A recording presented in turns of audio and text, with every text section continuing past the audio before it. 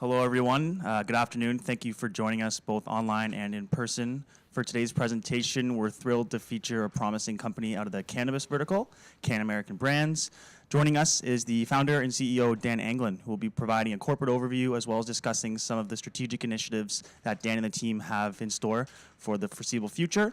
Please be wary that this presentation is being recorded to a large online audience live, as there are cameras situated throughout the room. And we ask that you please keep all of your questions until the end of the presentation.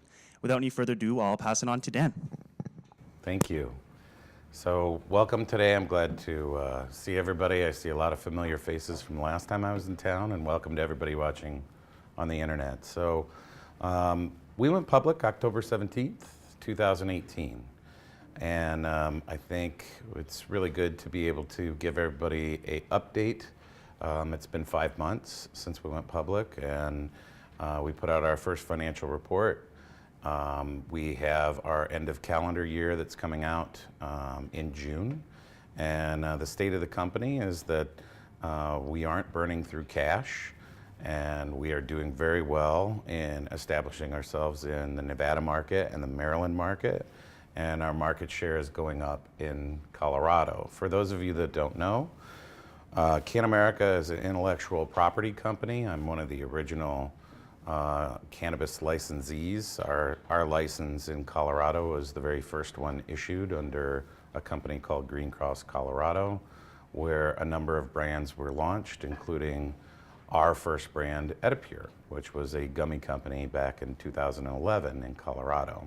In 2015, my partner and I launched Americana, which has since become CannAmerica when we became an intellectual property company, and we changed the name so that we could trademark. And since I've seen you, we've successfully trademarked all of our logos that we utilize, all of our slogans, and have virtually controlled everything that says CannAmerica on the internet. I think I bought 300 different websites. So we have been able to successfully launch the products in all of the markets that we licensed, and we have done a number of new things that we're going to cover in today's deck. What is, for the folks that are inside the room, what you're seeing is the new packaging that just launched 2 weeks ago. This is for a smaller footprint in the retail store, which allows them to carry more product instead of the bottles that we had that they had to stack. It also makes it more portable for recreational users that want to take it with them up in the mountains or to concerts. And inside these bags is 6 new formulations of flavors that I really wanted you to be able to taste, including Freedom Pop, which is just like a bomb pop. So strawberry, lemonade, and blue raspberry all in one gummy, and a flavor that doesn't exist anywhere except for us, which is orange sherbet. You'll never see an orange sherbet gummy anywhere. Our capacities in the supply chain have grown tremendously, which is just in time for the hemp marketplace. So we'll talk about some of the things that have been happening in the company and some of the things that we expect to accomplish in the next 2 quarters before Q4 of 2019. So this disclaimer is in the deck. I think those of you who are familiar or who have invested already understands that we offer a licensing, which is basically a franchise of our intellectual property. We provide packaging, substrate, which is a fancy word for the gummies that are in these bags, hardware for our pens, jars, and other types of packaging for our other products that we license under our brand. What would come in a jar is concentrates, wax shatter, live resin, diamond sauce, you name it, droppers that have distillate or Rick Simpson oil in it. If you're unfamiliar with Rick Simpson oil, it's just not a clear, clean product. It's every compound that comes in the cannabis plant, which sometimes that's what medicinal patients really need. So we offer that for a royalty. Basically, if you own an operating license, all you have to supply is space, labor, raw material of cannabis, and a sales and distribution force. And we supply everything else, including compliance for the product, on a royalty basis. And we'll talk about how the royalty basis has gone up since I last saw you because of the demand of the product. You know, we're very knowledgeable in this space. As I said, I've been involved in this since 2009. Everybody on the team has over 100 years combined in legalized cannabis regulatory space. Our team is small but deep in experience, and we're lean for a reason. We're supply chain. We don't have warehousing. We do drop ship of all of our product lines. We have moved to these bags that you see for almost everything, which means that our COGS are going down because we're spreading our main costs of our packaging across multiple states and multiple verticals. So I think the long story short is there's a lot of brands in cannabis, but we're actually making money. Our EBITDAs are showing that we're keeping our money. Our story is I'm a veteran of the United States Marine Corps, Desert Shield, Desert Storm. And so what we did as we were recreating our identity to bring our own brand, we really wanted to plug into the feeling of freedom that was happening across Colorado, Washington, California at the time, and now 38 states and the great country of Canada and Uruguay and soon to be Mexico and Israel, and the list is on and on. And I think what's happening is consumers are feeling that this product is now something that is an expression of their freedom. And so we wanted to plug into that in the US market, and I think it's done really well. And consumers have responded to us based on how popular the products are.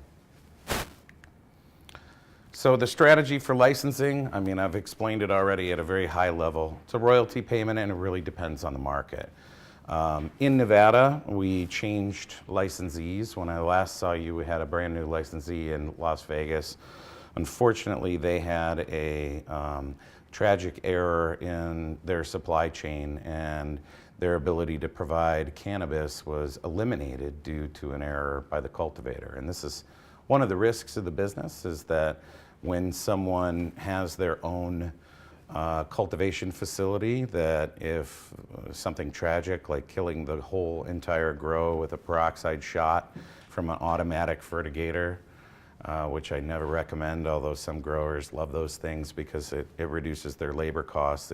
If there's an error and it shoots too high a nutrients or the wrong nutrient, it can kill the entire building all at once. So, you know, our licensees suffered that, and fortunately, last time I was in Toronto, I met Ken Villazor from Flower One, and he was very interested in it. I told him that we were good with our current licensee, and then a month later, we got on the phone. I said, hey, turns out I need another place to be. So one of the relationship changes that we have made with our licensees is that there is an option for us to remove exclusivity instead of having to move. Because what that does is now it allows us flexibility if something happens in their supply chain to then trigger another licensee to fill that gap in the marketplace. And so now exclusivity has a value. We have a $500,000 upfront fee for exclusivity of the brand. And what that does is it gets skin in the game, and it creates a sense for that licensee that there are things they need to protect since they've already paid up front. So it was a valuable lesson. It did cost us 2 months in the market in Las Vegas, but at the end of the day, I think we're better off for it, and we have better licensing arrangements and contracts. So these are our licensees, TR Scientific in Colorado. They're doing very well, continuing to take market share in the vertical of edibles, and they'll be introducing 7 other product lines that we have in the state of Maryland. They're very interested in having those as well. Of course, Flower One, who I just talked about, publicly traded company listed as FONE. They just placed their first order, $108,000 worth of packaging. So $108,000 of royalty worth of packaging, but it's actually almost $800,000 worth of top-line sales for them. So we're very excited. They have a 500,000 square feet of cultivation space. That's going to be very hard to kill, 168,000 plants at once. And they're a very well put together company. I'm sure you guys are very familiar with them since they're publicly traded. As our partner in Maryland, they can't keep product on the shelf because there's only 15 processors in the state of Maryland, and Maryland is scheduled to go rec later in 2019. Rules will be written in 2020, and we expect recreational sales to start likely at the late summer of Maryland. So we'll really see a jump there, especially since they're only adding 3 licenses into the rec space in that vertical. So we're very happy to have established ourselves in Maryland. But this is really why I'm here to update the street. First of all, full disclosure, we've got a raise of $10 million that we're doing, and I'd like to talk about why we're focused on CBD for our raise. As I said before, the company makes enough money to operate itself and sustain itself. Our investments into each new license relationship is paid for through that licensing fee. But the CBD market now is a global, humongous market. And our capacities in this candy is that we could make 1.2 million pounds of candy annually. But of course, the cannabis marketplace doesn't support that yet because there's not as many markets with as many people. But the CBD market is global. And we have started creating relationships that we expect to do definitive agreements before the end of April. And for that supply chain, we of course need some money. So you'll see a slide that has some proceeds. I'm going to show you what the changes are for the use of proceeds on this raise. Our first relationship was established in Europe with Winchester MD. They're selling into 18 countries in Europe right now. The product lines that they have is just anything that they can figure out how to make and get out into the marketplace. France is selling it in virtually every gas station, every convenience store, and every store that has any type of product where they say, we also carry CBD. Unfortunately, the United Kingdom has decided that confections and other types of adulterated food products are considered novelty foods. So Winchester, the reason why that has not become a definitive agreement is they are acquiring space in Spain. So even though the company is formed in the United Kingdom, they've realized that they don't want to miss that window of first to market with this type of product. And so once they acquire the building and we can verify that the space is real, we will go ahead and sign that definitive agreement to supply them with infused CBD gummies. Mexico, SERICEA Labs. This is not Vicente Fox's group. As everybody probably heard, Vicente has been banned from receiving a license in the country of Mexico, which happened earlier this week. This group is a number of scientists from large companies that operate in Mexico, as well as the former administration, not the current one, and not Vicente's administration. Number of connected individuals that can assure that the regulatory structure is set up correctly for a very large scale CBD extraction, manufacturing, and distribution. When I say large scale, 10,000 square feet of extraction per machine, over 1,000 kilograms per day of finished product. That's crude.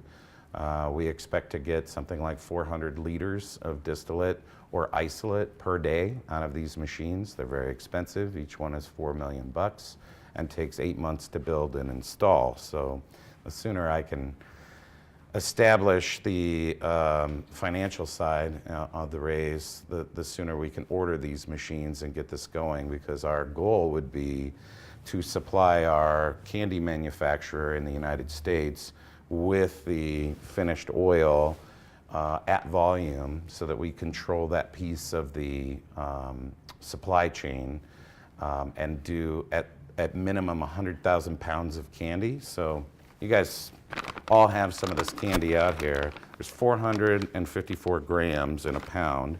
These are 6.5 grams a piece. 100,000 pounds is something like 880,000 pieces of candy. And if we can do that or 4x that per month, we think we could service not only big retail chains in North America, but also South America, Europe, Asia, and beyond. The demand for CBD products is furious. While We've already signed LOIs with these 2 distributors. We've also created relationships with bottlers for beverages.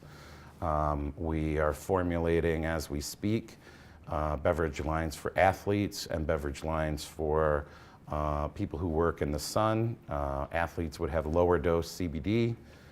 Folks who work with their hands and back and feel pain all day long would have a higher dose CBD, as well as nutraceutical. So what's fantastic about all of our suppliers is they're FDA certified for nutraceutical and vitamin supplements. So the candies can include probiotics, melatonin, number of different types of nutraceuticals that are considered supplements by the FDA.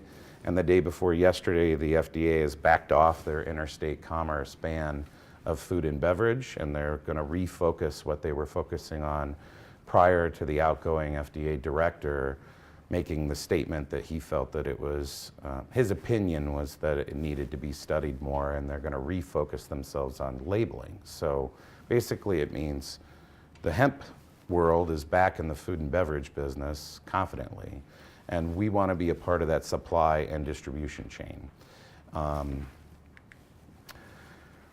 We've also formed a JV with CBD Distribution Co., INVICTUS MD, and CannAmerica for the U.S. marketplace. We will focus primarily on beverages and confections. As more consumers start to look at more products, the beauty lines are probably going to be, just in North America, somewhere around 20 to 25% of the overall market. And I've heard a lot of numbers, a lot of humongous numbers. I don't know which one's right. Is it 20 billion? No one really knows, because unlike cannabis, there's really no restrictions on who can consume. There's the pet industry, there's the human industry, and then there's clothing, construction material. Hemp is really a great wide open new world. But I want to tell all of our investors and all of our fans in the cannabis space, we continue to work to expand the brand in the cannabis space. So we will not abandon the cannabis space. One day, the federal government will do what the government in Canada did, and we'll be able to then introduce whole plant CBD instead of just hemp CBD. So what the difference is really only potency. Hemp and cannabis are the same genus of species of plant, just one has been bred to have 0.03% THC and the other has been bred to have much higher than that. So once it's federally legal, I think we'll see a change in the way cultivation is done. And large-scale extraction and large-scale distribution will be the new model in the United States and beyond. So we're very excited to be this well positioned, and that's why I'm back here in Toronto and talking to the investors. As our $10 million book may sound small, but again, we are a very lean spending company, and there's a lot we can do with that. So we are attempting to establish on our side of these JVs the equipment, and that's really what we want with the cannabis space. Many of you have already met Frank and myself, so I won't go into how long we've been around, what we're doing. Nitin Casual, our board chair. We have changed CFOs. It takes a brave soul to do banking in cannabis, and so our initial CFO decided to move on to, I guess, a safer field.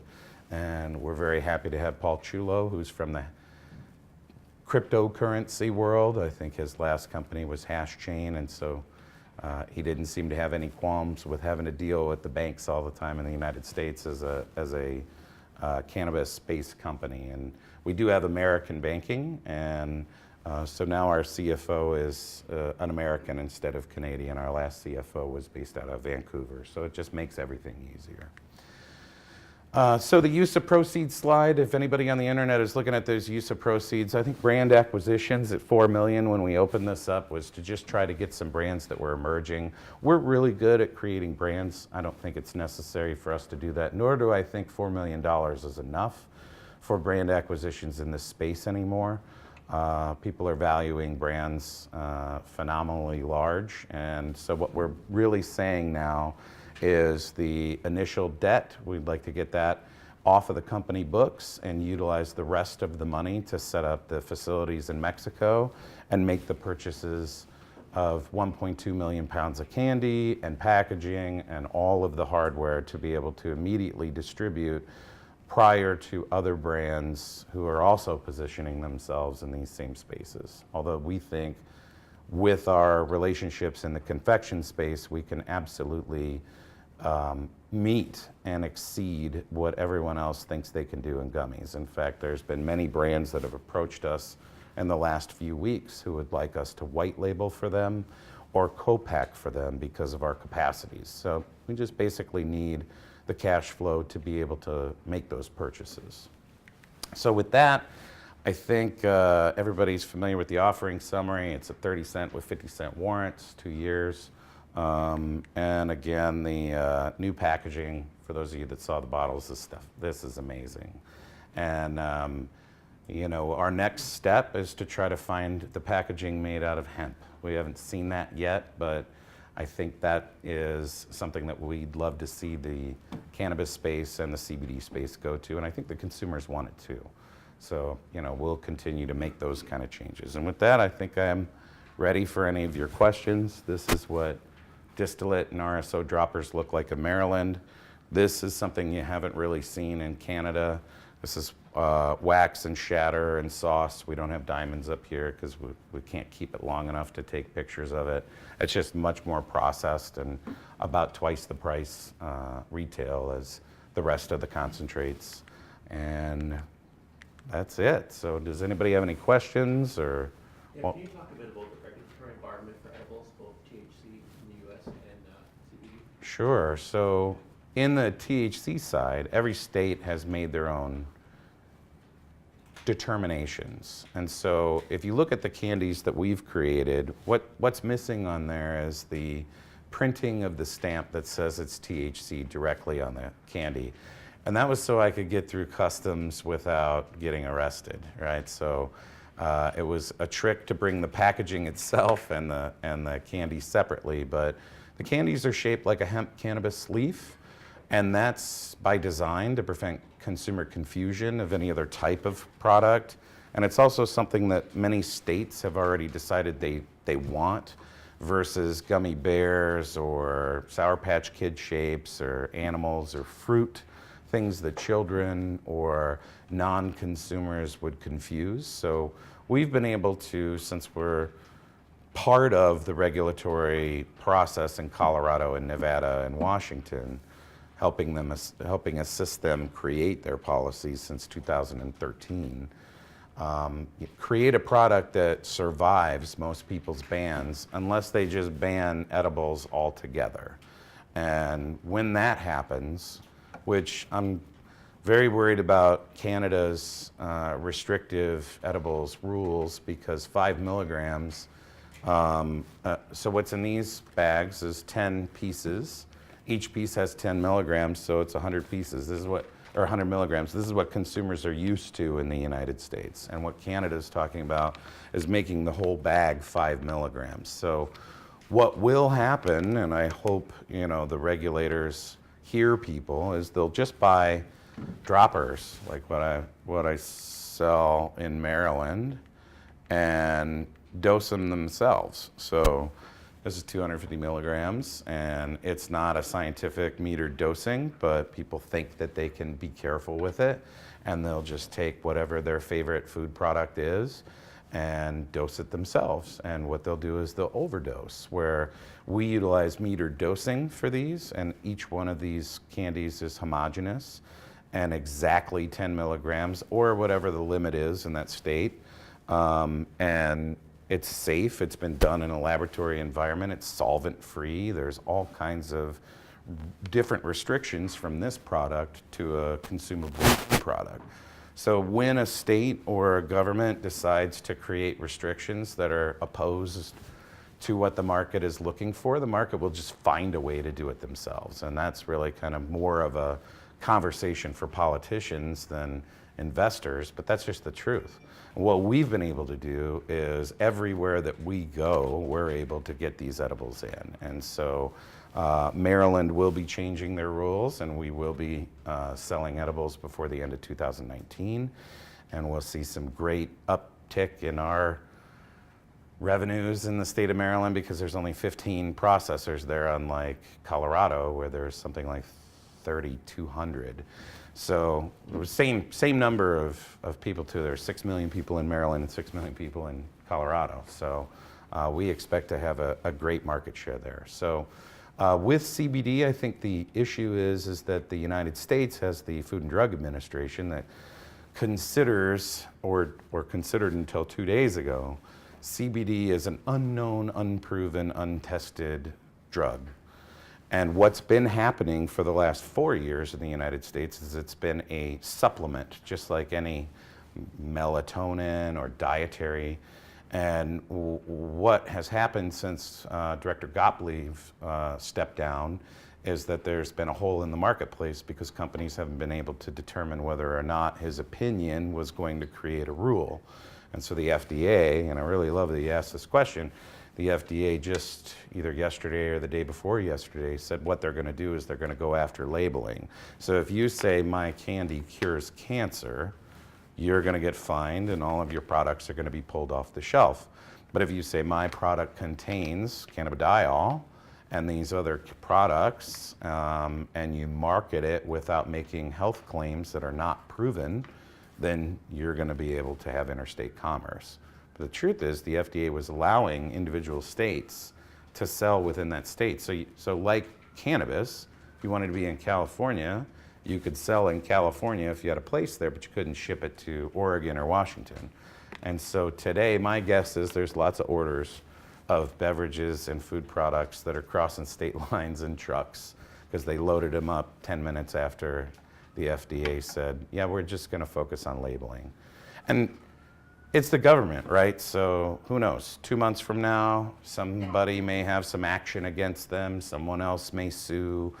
Some organization may say, hey, this is a step that we're not okay with and more care needs to be taken. But the truth is these products have been sold in the millions of units, not ours, but CBD hemp-based food and beverage products have been sold in millions of units all over the world for the last 5 years, and probably longer, but at least for the last 5 years in the United States and Europe. And so what we want to do is take our experience and our supply chain and step it up, right? And our labeling, right? We're used to, this is why a cannabis company coming into CBD makes a lot of sense, because we're used to heavy regulations.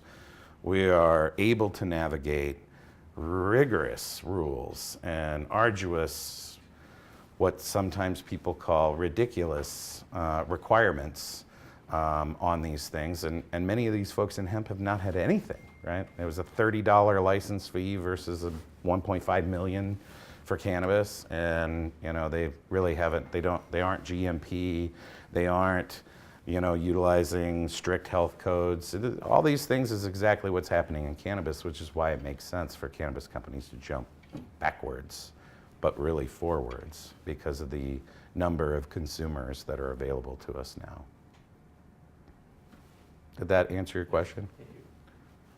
It's a lot of words. I noticed that you mentioned that this has 10 milligrams of THC, and I saw the other one that has 25 that's coming out. That's medical. So in a state where they've got the two, so Washington eliminated medical when rec came out, right? And it's likely to be that in Maryland. Yeah. Colorado did not. So this one, this black bag, and so what we're doing with the black bag, and that's allowing us to create, I don't know where it went. I'm clicking too fast. That's allowing us to create a black label type image, right, by having that black bag associated with the higher milligram. So there's no limit in Colorado in the medical marketplace. However, we stop at 25, just simply because from that point on, I mean, we've done 50 milligram and 100 milligram, but it's not as clean. it's not as precise and it's not as systematic for that medical patient higher than 25. And they may want more than that. There are people out there that eat a gram a day, which is 1,000 milligrams, right? So, we're not gonna cater to that very small percentage of folks. So the people who really utilize it for pain management and have a medical card, they want more than 10 milligrams. And this is the part Canada is forgetting as they start to think about how they create food and beverage rules, is that there's a reason why a lot of people utilize this method of delivery, is because they don't want to smoke all day long, or they don't want to dab, or they don't want to fill their house up with the stench of cannabis, and that's why edibles are a great method of delivery. So what would be like for recreation, what is the standard dose? Is it 10 milligrams Yes. for most people? Yeah, and I was on the board, the governor's task force in Colorado that created that in 2011. So they just literally made it up. There were no scientists in the room that said, this is right.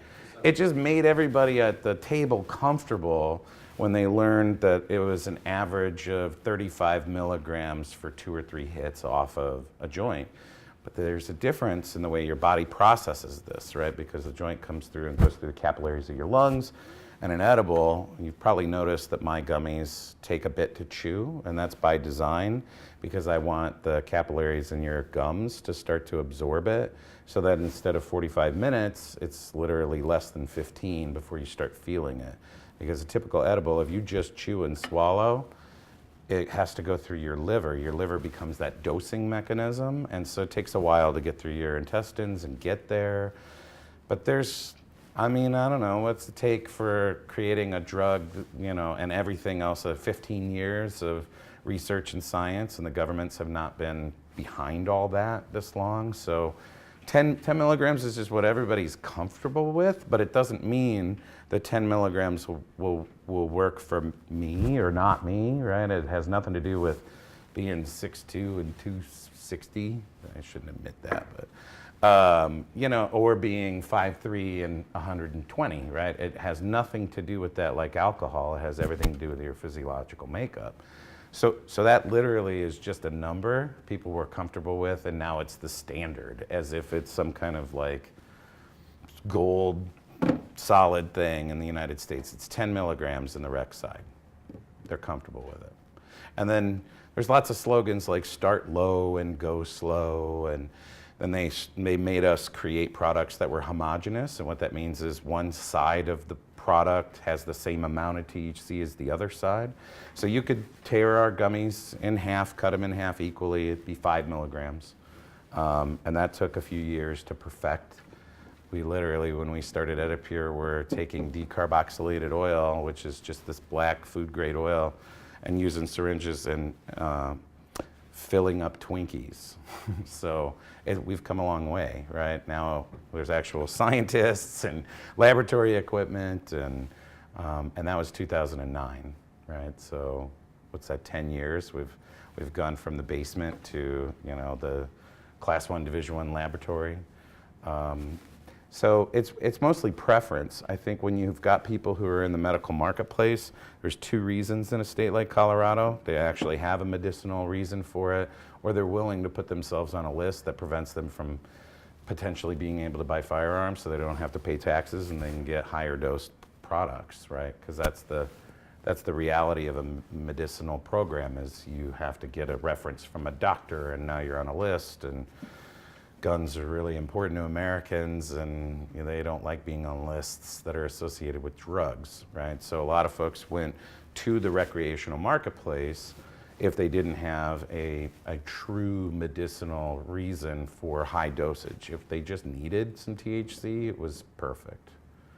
And so for us, we've been formulating CBD 1:1 and CBD 10:1 for a long time. 1 part CBD, 1 part THC, 10 parts CBD, 1 part THC. And we've had those products in the market for a long time. So for us, the switch to CBD is nothing more than volume, right? Because what you're talking about with hemp is there's a lot more of it, and there's a lot more demand. And so I think first time I went to a hemp farm after being in the cannabis business for years, and I saw people moving plant material with front-end loaders, bulldozers.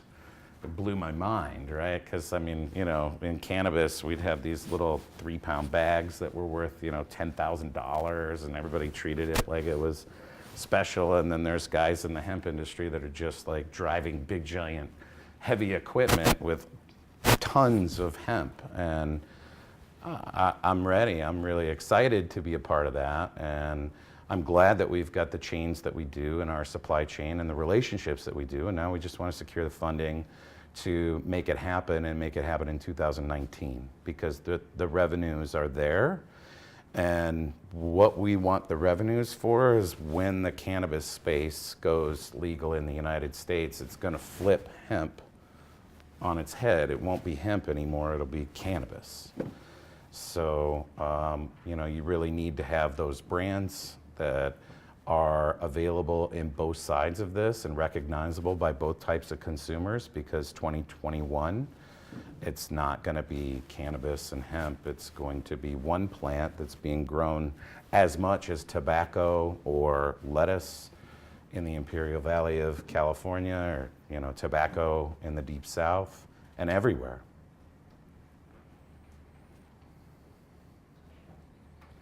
Question on hemp, because you mentioned hemp.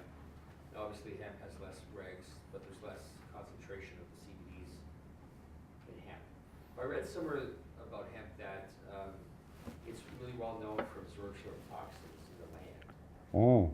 And obviously, is that I just read that today, so that must have come out this morning. just recent? Yes. Is that Yeah. a concern for you guys? Obviously, there must be a process you must go through for cleansing of the toxins. So, you know, we're oil-based, right? We extract. And so part of what happens when you extract is you concentrate things, which is why most extractors want to do their own cultivation to prevent pesticides. And all extractors require pesticide testing before they receive material, because what happens, you don't strip it, you concentrate it. So you're making actually more pesticides per volume. So it's a very interesting question, and I think the science will immediately address it if that is what starts happening. If we start seeing high iron content or other, you know, elements that are coming out of the ground, people will start being more finicky about where they put their agricultural businesses based on water content and soil content.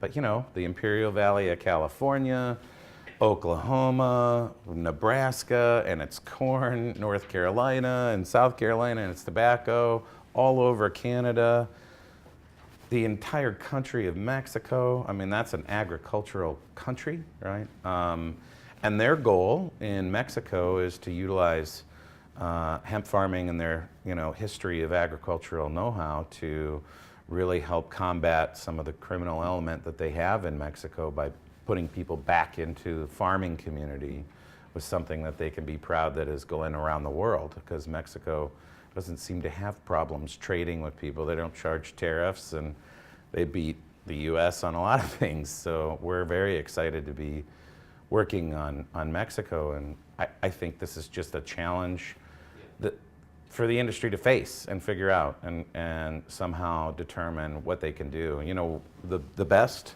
material to grow cannabis in indoors is coconut husks. So it's really created this whole industry of gathering up coconut husks and grinding it up and turning it into soil and utilizing it for cannabis. So why wouldn't we do something in the industry to protect the product that people are going to eat, drink, rub all over themselves, give to their family pets, or wear on their bodies, you know? So that's the best part about cannabis, is every time we see a challenge, we think we're getting shut down, but we just figure out a way around it. That's a really great question. I can't remember where I read that, but I feel like I read that this morning. I saw something on the weekend. Yeah. A guy I used to go to school with, he was into ointments and all that stuff, so everything on Facebook is cannabis, this cannabis. You know, you just control your environment, right? I mean, and the ability to do massive indoor cultivations. I mean, 450,000 square feet of grow. When I saw that, my first grow was 3,500 square feet.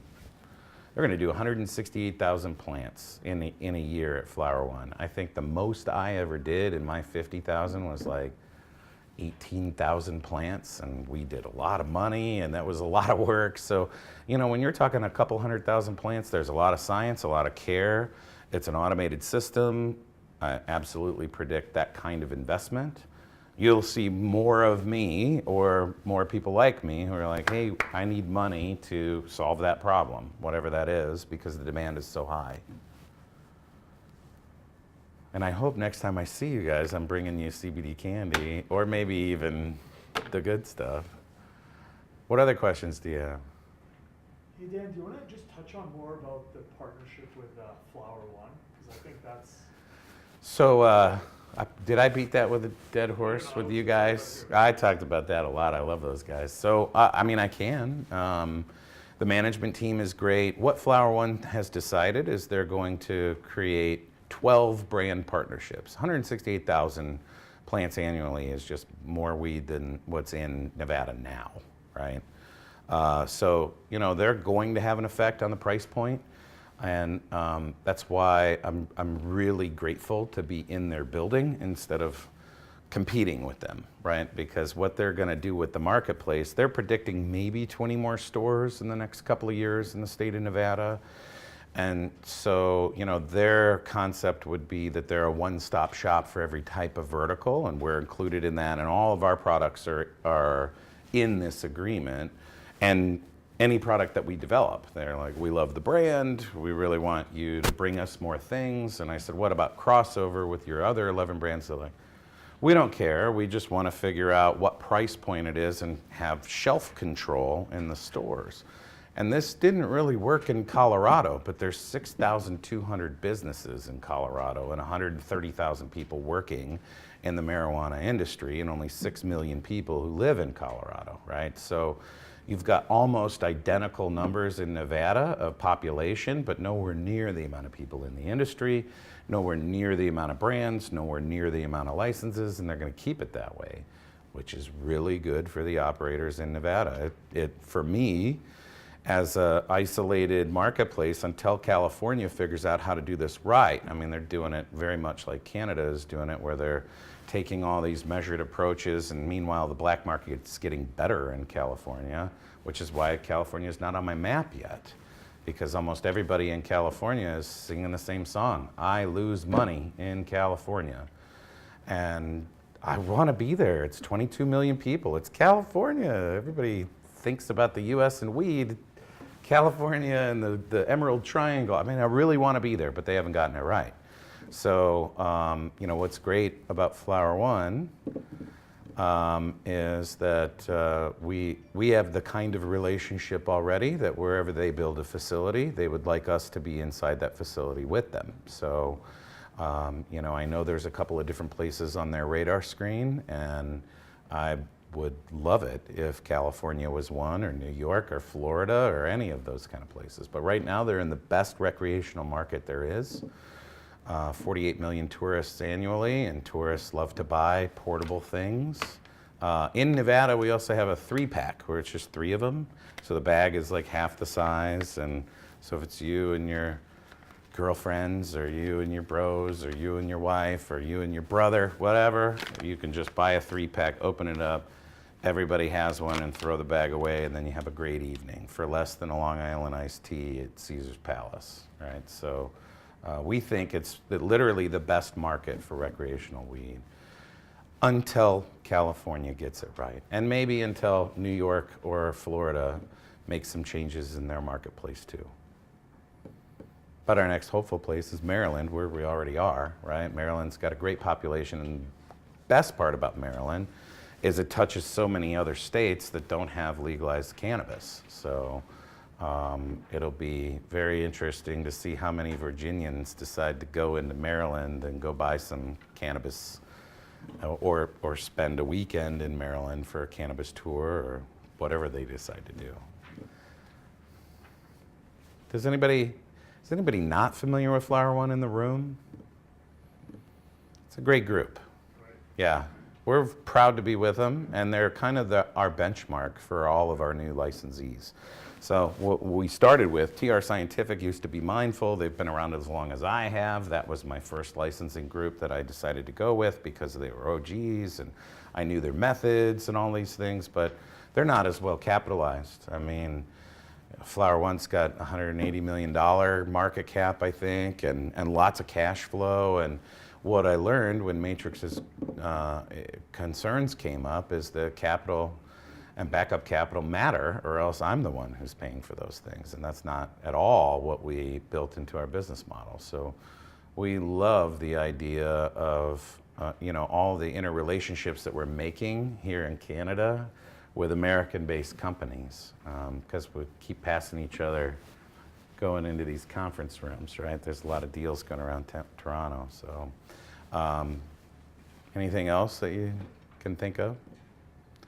I mean, honestly, oh yeah, go ahead. They're just in one state right now? Right now they're in one state, Right.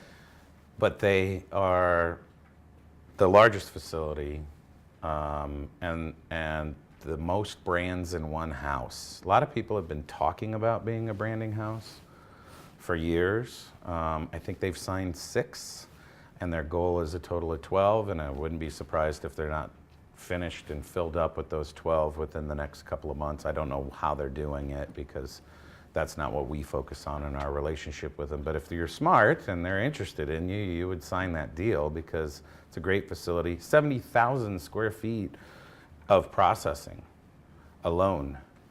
So, I mean, that's like hemp size, right, for cannabis.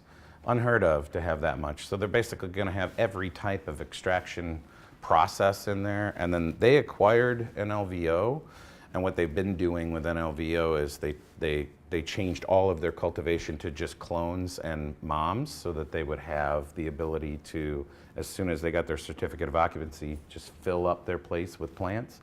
What they're going to do when that happens is that 28,000 square foot facility will be a kitchen. It's going to be the largest cannabis kitchen I've ever heard of, right? Most cannabis kitchens are 5,000, 7,500 square feet. So I don't know if they'll be done at 12. I've told them, hey, my goal is to give you every vertical you want. You tell me you want something, I'll make it, and then we'll put my brand on it, and we'll work together with you on it. But I think their vision is big, and that's the next step in the cannabis space is thinking big. And for us, because we've been able to pull off the licensing, we want to get directly involved in the same thing in CBD. Did that answer your? Well, I was just curious as to the geographical expansion of your product. Like, if you've got an MSO taking Flower One, or if you've got them going into other states, like how it's all going to work. So if another MSO takes over Flower One, Is your product so I have a all over 5-year, states, I have a or- 5-year contract, right? So in that market, I guess they'd have to buy that contract. This is a good question. This is new. If Cresco, who's in 14 states, were to buy Flower One, yeah, I would be sitting down with Ben Kovler going, hey, do I get to come to Illinois and all these other places that you're already in? And what's the crossover on states that I'm in already? So I would look at that. I don't know. I love the management at Flower One, but we're just being hypothetical here. Let's say an MSO takes over one of our licensees. Yeah, I'm absolutely open to modifying the agreement so that we can have all of that reach, right? And I would hope that they would be open to it too. Right now we're working on Ohio, Michigan, Illinois. Oklahoma includes right of first refusal for the licenses that maybe that's what I didn't mention because it's not in the deck. We signed an LOI for Oklahoma. They have vertical integration, and they're finishing building out their facility, and they have license applications in Arkansas and Missouri. So part of that LOI, once we get done with our due diligence, which will basically expire when they're supposed to get their license, and so then we'll do the definitive agreement. If they get their licenses in Arkansas and Missouri, we're going there with them too. So that would be the goal, is have a MSO that's everywhere who, you know, has that same model that Flower One has with the multi-brands in it. I think some of these MSOs like their own brand and maybe white labeling for other folks. This is different. This is like co-packing licensing. And I love that model. So I think what Flower One's going to do is prove to cannabis companies that your brand is great, but so are a lot of others, and so you should be doing a lot of brands out of one house if you've got the capacity for it. So if you have an MSO, please send them to me because I'd love to sign a deal with them. Cresco, if you're listening. They're in the states I want to be in. Any other questions? How about from viewers? No, we're all good on that Okay. end. So thank you very much, Dan, for your time. It was a Yeah. great presentation. We It's appreciate nice to be it. back here. I enjoy the team. So thank you. Thanks for everything you guys have done so far, and hopefully we can get this book closed. Thank you.